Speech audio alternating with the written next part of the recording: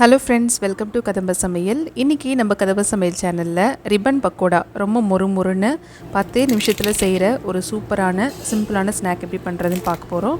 வாங்க வீடியோக்குள்ளே போயிடலாம். இப்போ இது பண்ணுறதுக்கு 1 கப் அளவுக்கு அரிசி மாவு எடுத்திருக்கேன். அதே கப்பில் 1/2 கப் அளவுக்கு பொட்டுக்கடலை வந்து நம்ம நல்லா மிக்சியில் போட்டு ஓட்டி சலித்து எடுத்துக்கணும். ஒரு 7-8 பூண்டு பல் வந்து நம்ம தனியாக ஓட்டினா சரியாக அரைப்படாது. அதனால் இதை வந்து ஒரு மிக்ஸி ஜாரில் போட்டுட்டு இது கூடவே இந்த அரிசி மாவு பொட்டுக்கடலை மாவையும் கொஞ்சமாக போட்டு அதோடு நம்ம ஓட்டும்போது பூண்டு பல் வந்து கெட்டியாக இல்லாமல் நல்லா ஃபைன் இதுவாக பவுடராக வந்து அரைஞ்சி வந்துடும். அதனால தான் அது கூட போட்டு ஓட்டி எடுத்திருக்கேன். பாருங்கள், இப்போ பூண்டு இருக்கிற இடமே தெரியாத அளவுக்கு சூப்பராக அரைஞ்சி வந்துருச்சு. இதையும் நம்ம அதோடவே கலந்துக்கலாம். கலந்ததுக்கப்புறமா இதை நல்லா கை வச்சு நல்லா கலந்து விட்டுக்கோங்க. ஈவனாக கலந்து வந்ததுக்கப்புறம் இதில் ஒரு 1/2 டீஸ்பூன் தனி மிளகாய் தூள் சேர்த்துக்கலாம். 1/2 டீஸ்பூன் எள்ளு, கருப்பு எள்ளு இருந்தால் அது கூட சேர்த்துக்கலாம். இந்த மாவுக்கு தேவையான அளவுக்கு உப்பு, கொஞ்சம் பெருங்காயத்தூள் சேர்த்துட்டு இதை வந்து கை வச்சு நல்லா கலந்து விட்டுக்கோங்க. இது எல்லாமே ஈவனாக கலந்து வரணும். அந்தளவுக்கு நல்லா கலந்து விட்டதுக்கப்புறமா எண்ணெய் வந்து நல்லா சூடு பண்ணி இப்போ இதில் ஊற்றிக்கலாம். பார்த்திங்கன்னா உங்களுக்கு தெரியும், அழகாக நுரைச்சி வந்திருக்கு சூடான எண்ணெய் ஊற்றுறதுனால. இந்த மாதிரி ஊற்றி இதை ஃபஸ்ட்டு நல்லா ஈவனாக கலந்து விட்டுக்கோங்க. எண்ணெய் சூடாக இருக்கிறதுனால ஃபஸ்ட்டு ஒரு ஸ்பூன் வச்சு நான் கலந்துக்கிறேன். கொஞ்சம் ஆறுனதுக்கப்புறமா நம்ம கை வச்சு நல்லா பிசைஞ்சிக்கலாம். கை வச்சு நம்ம பிசையும் போது நம்ம ஊற்றின அந்த எண்ணெய் வந்து எல்லா மாவோடையும் ஒட்டுற அளவுக்கு நல்லா கை வச்சு நசுக்கி பிசைஞ்சு விடுங்க. அப்போ தான் வந்து அந்த எண்ணெய் வந்து எல்லா இடத்துலையும் ஈவனாக ஸ்ப்ரெட் ஆகும். இப்போ ஃபுல்லாக நல்லா பிசைஞ்சு விட்டாச்சு. இப்போ இதில் நம்ம கொஞ்சமாக தண்ணி சேர்த்து நம்ம அந்த மாவு வந்து பிசைஞ்சிக்கலாம். தண்ணி வந்து ஒரேடியாக சேர்த்துட வேண்டாம், கொஞ்சமாக சேர்த்து பிசைங்க.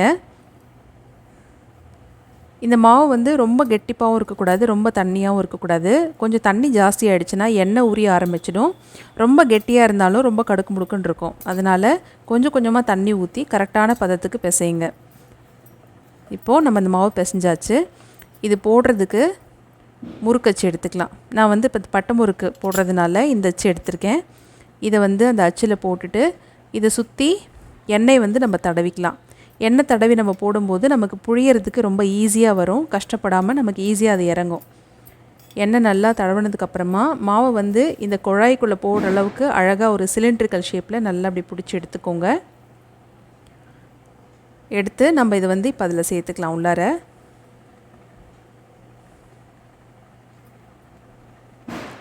சேர்த்து இதை மூடிடலாம். இப்போது நான் வானலில் வந்து எண்ணெய் ஊற்றி காய வச்சுட்டேன். எண்ணெய் காஞ்சிருச்சான்னு கொஞ்சமாக மாவு போட்டு பார்க்கலாம். போட்டதும் பொரிஞ்சது மேலே வந்திருக்கு. எண்ணெய் வந்து தயாராகிடுச்சு. இப்போ இதில் புழிஞ்சு எடுக்கலாம்.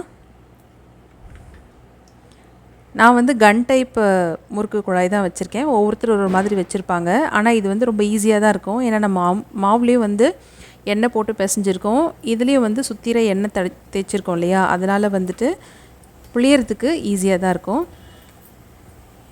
இந்த கொதிக்கிறது அடங்கி நுரை வந்து கொஞ்சம் கம்மியானதுக்கப்புறமா இதை வந்து மெதுவாக அப்படி திருப்பி விடுங்க. திருப்பி விட்டுட்டு இந்த நுரையெல்லாம் கம்ப்ளீட்டாக அடங்கினதுக்கப்புறம் எடுக்கணும். முன்னாடியே எடுத்துட்டிங்கனாக்கா அது ஆறுனதுக்கப்புறம் பார்த்தீங்கன்னா கிறிஸ்பியாக இருக்காது, கொஞ்சம் சவுக்குன்னு இருக்கும். அதனால் நல்லா எண்ணெயிலேருந்து இந்த நுரைச்சி வர்றதெல்லாம் அடங்கினதுக்கப்புறமா இது எடுங்க. அவ்வளோதான், நம்மளோட ரிப்பன் பக்கோடா கொஞ்சம் நேரத்தில் ரெடி பண்ணிட்டோம் பாருங்கள். இது வந்து தீபாவளி பலகாரமாக மட்டும் இல்லை, டக்குன்னு யாராவது வீட்டுக்கு கெஸ்ட் வராங்க அப்படின்னா பாருங்கள் எவ்வளோ முறுமுறுன்னு இருக்குது. அவங்களுக்கு இந்த மாதிரி செஞ்சு கொடுங்க, ரொம்ப நல்லாயிருக்கும். இதை ட்ரை பண்ணிவிட்டு எப்படி இருந்தது எனக்கு கீழே கமெண்ட் பண்ணுங்கள். இந்த வீடியோ பிடிச்சிருந்துன்னா லைக் பண்ணுங்கள், ஷேர் பண்ணுங்கள், மறக்காமல் சப்ஸ்கிரைப் பண்ணுங்கள். தேங்க்ஸ் ஃபார் வாட்சிங். Thank you friends.